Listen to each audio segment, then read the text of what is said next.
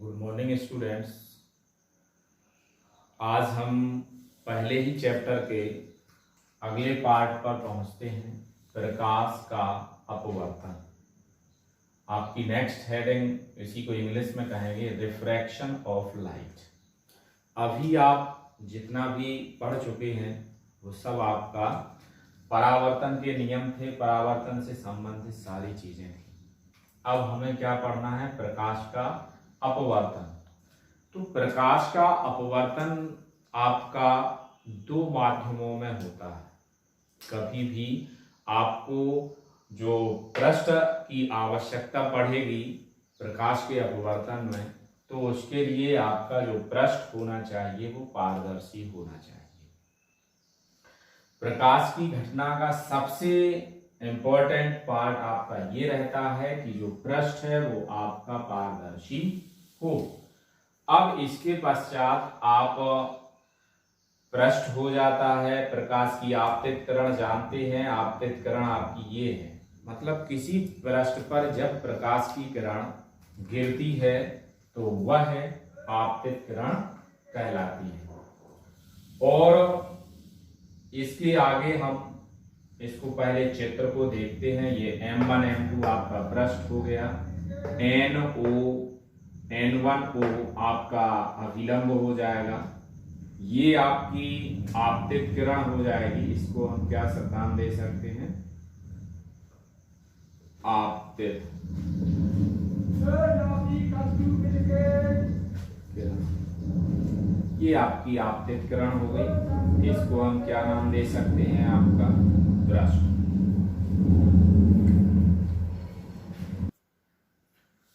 आपतित किरण हो गई, ये आपका पृष्ठ हो गया।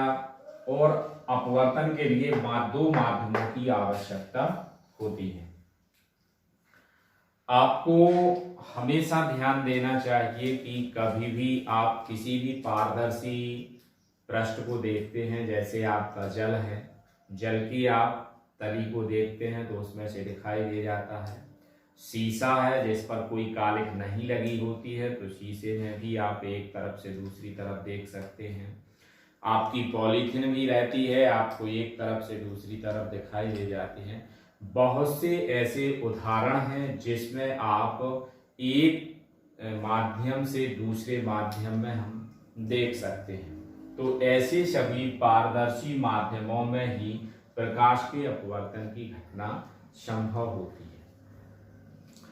अब हम इसको समझना चाहें तो आप ये प्रकाश की किरण देख रहे होंगे। इस प्रकाश की किरण को ये ऐसे निकालना चाहिए, OE स्थिति में। पारदर्शी माध्यम है तो सीधी जाना चाहिए, लेकिन ये प्रकाश की किरण या तो आपकी इस स्थिति में आएगी या आपकी क्या होगी? इस स्थिति में जाएगी। दो स्थितियां बन सकती हैं, या तो वो आपकी इस अभिलंब की ओर झुकेंगी या अभिलंब से दूर हटेंगी। तो इसको नहीं, हम एक ही उदाहरण लेते हैं कि वो अभिलंब की ओर झुक रही है। तो आपको इसको ध्यान देना है कि हमारी प्रकाश की किरण अभिलंब की ओर झुक रही है। इसका मतलब क्या हुआ कि ये आपका कौन सा माध्यम हो गया?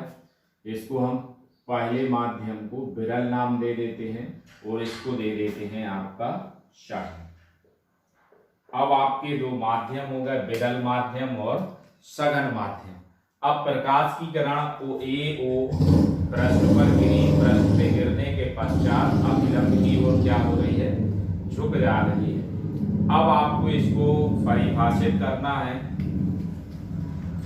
जब कोई प्रकाश की किरण किसी पारदर्शी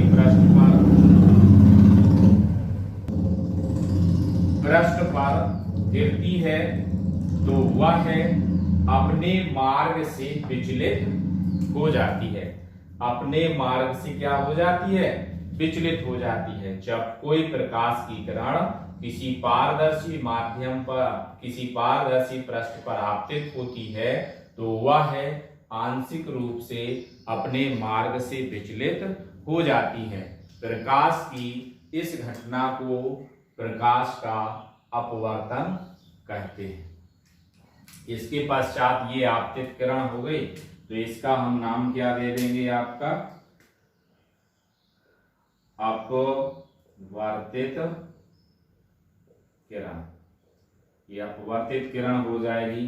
ये आपका यहाँ पे कोण बना है अभिलंब और आपतित किरण के बीच, तो इसका नाम आई दे दिया, ये आपका आर हो गया।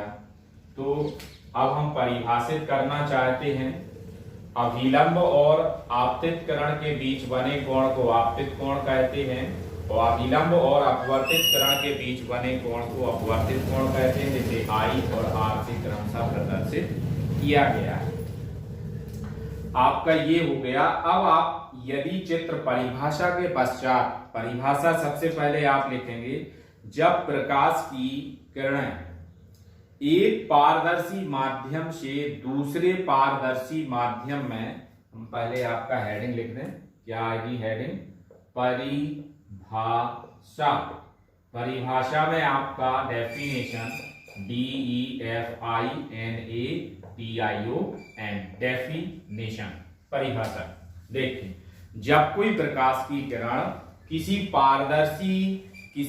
एक पारदर्शी माध्यम से दूसरे पारदर्शी माध्यम में प्रवेश करती है तो वह अपने मार्ग से विचलित हो जाती है। प्रकाश की इस घटना को प्रकाश का अपवर्तन कहते हैं। दोबारा से परिभाषा, जब कोई प्रकाश की किरण एक पारदर्शी माध्यम से दूसरे पारदर्शी माध्यम में प्रवेश करती है तो वह अपने मार्ग से विचलित हो जाती है। प्रकाश की इस घटना को प्रकाश का अपवर्तन कहते हैं। इसके पश्चात आप चित्र को डिफाइन करेंगे, तो माना कि M1 M2 एक पारदर्शी पृष्ठ है तथा प्रथम माध्यम विरल तथा दूसरा माध्यम सघन है।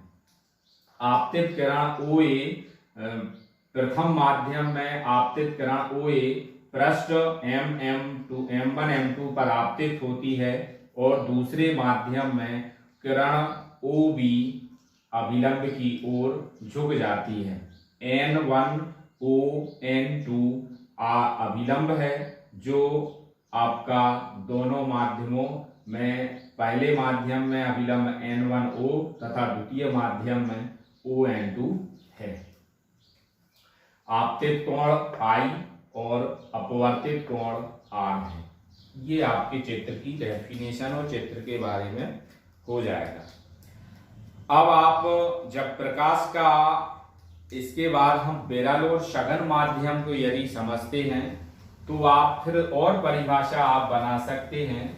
जब कोई प्रकाश की किरण विरल माध्यम से चलकर किसी पारदर्शी पृष्ठ पर आपतित होती है और वह दूसरे माध्यम में जब सघन माध्यम में प्रवेश करती है तो वह अभिलंब की ओर झुक जाती है। इसी का जस्ट यदि हम उल्टा लें, इस विरल माध्यम की जगह क्या कर दें आपका सघन, और इसकी जगह क्या कर दें आपका विरल माध्यम, तो इसकी घटना में ये होगा, जब कोई प्रकाश की किरण सघन माध्यम से चलकर किसी पारदर्शी पृष्ठ पर गिरती है और दूसरे पारदर्शी माध्यम में प्रवेश करती है, तो दूसरे पारदर्शी विरल माध्यम में प्रवेश करती है तो वह अभिलंब से दूर हट जाती है।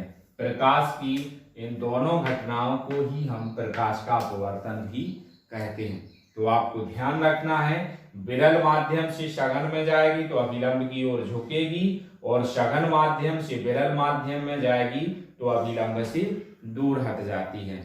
ये तो आपकी प्रकाश की डेफिनेशन है। अब हम आगे नेक्स्ट पढ़ते हैं प्रकाश का अपवर्तन के पश्चात अपवर्तन के नियम। दूसरी आपकी हेडिंग क्या रहेगी, अपवर्तन के नियम। अपवर्तन के नियम।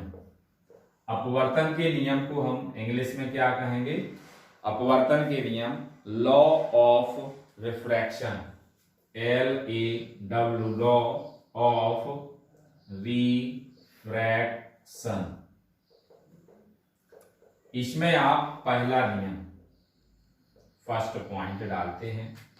यहां आप देखेंगे आपतित किरण, अभिलंब और अपवर्तित किरण तीनों एक ही तल में स्थित होते हैं या एक ही बिंदु पर स्थित होते हैं। पहला नियम क्या है आपका? आपतित किरण, अभिलंब तथा अपवर्तित किरण तीनों एक ही तल में स्थित होते हैं। इसके बाद आता है आपका द्वितीय नियम। ये आपका इंपॉर्टेंट नियम है। अब आपका यहां ध्यान रखना पड़ेगा, पहले माध्यम में आपतित कोण की ज्या, दूसरे माध्यम में अपवर्तित कोण की ज्या एक दूसरे के समानुपाती या अनुक्रमानुपाती होती हैं, अर्थात साइन आई अनुक्रमानुपाते साइन आर। इसको आगे हम बढ़ाते हैं तो आपका क्या आ जाएगा? Sine i upon sine r बराबर में क्या लिख देंगे हम? एक नियतांक। इस नियतांक को क्या मान लिया? n। तो n बराबर क्या आ गया? Sine i upon sine r. दूसरे रूप में हम ये कह सकते हैं कि पहले माध्यम आपतित कोण की ज्या तथा अपवर्तित कोण की ज्या एक अनुपात नियतांक होता है। इस रूप में भी आप इसको परिभाषित कर सकते हैं। किन्हीं दो माध्यमों में एक ही रंग के प्रकाश के लिए आपतन कोण की ज्या अपवर्तन कोण की ज्या का अनुपात एक नियतांक होता है। आपको ध्यान देना है, एक ही रंग के लिए, किसी एक ही रंग के लिए आपतित कोण की ज्या तथा अपवर्तित कोण की ज्या का अनुपात एक नियतांक होता है। ये आपका द्वितीय नियम है। आपको ध्यान देना है कि अपवर्तन के नियम, प्रकाश का अपवर्तन, इतना ही आपका कंप्लीट कीजिए। अगले sine i upon sine r बराबर आपका नियतांक प्राप्त हो गया। तो यहां हम लिख सकते हैं इस नियम को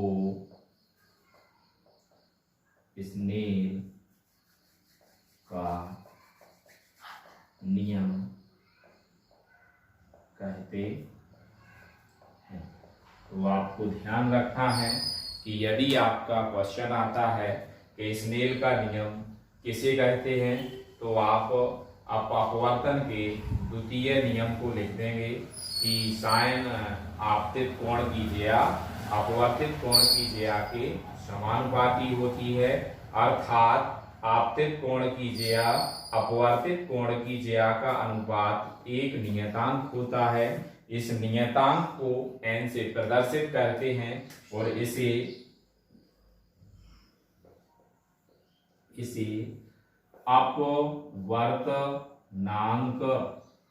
अपवर्तनांक कहते हैं। तो आपको ध्यान रखना है, अपवर्तन पे इसको n अपवर्तनांक क्यों कहा गया? क्योंकि अपवर्तन की घटना में ही आपका n एक नियतांक आता है और इस नियतांक को n से प्रदर्शित किया गया है, जिसे हम अपवर्तनांक कहते हैं। और यहाँ आपको ये ध्यान रखना है, कई बुक्स में n की जगह पे आपका म्यू लिखा रहता है इस तरह। तो म्यू भी आपका एक अपवर्तनांक है और n भी एक आपका अपवर्तनांक है। इसको आपको कंफ्यूजन नहीं होना है। तो आज के लिए हमारा वीडियो यहीं तक रहेगा और इसके पश्चात हम आगे बढ़ाएंगे इस चैप्टर को। Thank you.